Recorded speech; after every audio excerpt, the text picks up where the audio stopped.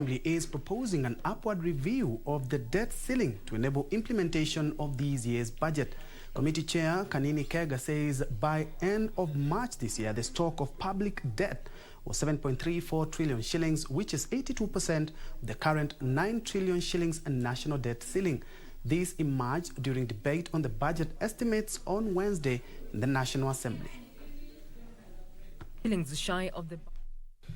According to the approved budget estimates, the government expenditure under Consolidated Fund Services will increase by 24% to 1.33 trillion in the next financial year, starting next month, due to an increase in public debt service expenses, which constitute 88% of Consolidated Fund Service expenses.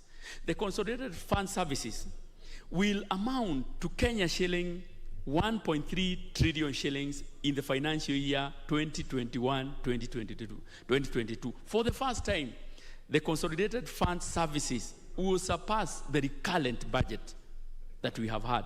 This is a 24% increase.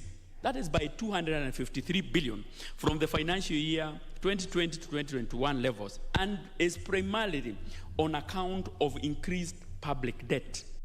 The chair of the Budget and Appropriations Committee of the National Assembly, Kanini Kega, has warned that implementation of the budget hangs in a balance owing to an increase in expenditure against diminished revenue returns. Honorable Speaker, by end of March 2021, the public and public guaranteed stock of debt amounted to Kenya shilling 7,334 billion, representing 82% of the 9 trillion national debt ceiling. The committee is concerned. Owing to this, the Budget Committee is recommending that Parliament increases the debt ceiling to give the government wiggle room against a shrinking budget flexibility. In the financial year 2021-2022, it estimates that the executive expenditure will account for 43% of the total annual budget and 65% of total revenue collected. The financial year 2021-2022 budget may not be implementable if the debt ceiling is not adjusted. The National Treasury projects a total revenue collection of 2 trillion shillings, an increase of 210 billion shillings year on year, with income tax projected to increase by 102 billion shillings to 835 billion. Kenya export quality has largely remained unchanged, with the countries exporting most low primary products as opposed to manufactured goods. Honorable Speaker, other risks to the macroeconomic outlook include the rising fuel prices, the foreign exchange rate fluctuations, political uncertainty, Mr. Speaker, as the country approaches the general election, and the possibility of the introduction of strict COVID containment measures in the second quarter of 2021.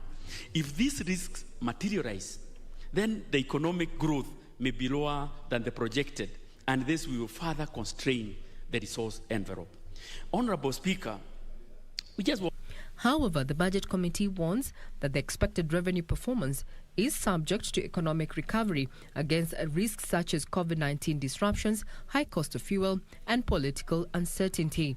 The committee recommends that the National Treasury sets up a fund by October 2021 that may be financed through a long-term bond for the payment of existing verified pending bills and court awards. The funds should be in place, Honorable Speaker, by the 1st of October 2021. Specifically, Mr. Speaker, there should be an infrastructural board. There are so many pending bills in the Ministry of Infrastructure. Mr. Speaker, if that one, of course, is done, definitely we'll be able to offset some of the debts that we have. The adoption of the budget estimates by the Budget Committee is a prelude to the budget presentation of the 3.66 trillion shillings budget on Thursday afternoon by the National Treasury Cabinet Secretary Okur Yetani. Regina Manyara reporting for Channel 1 Business.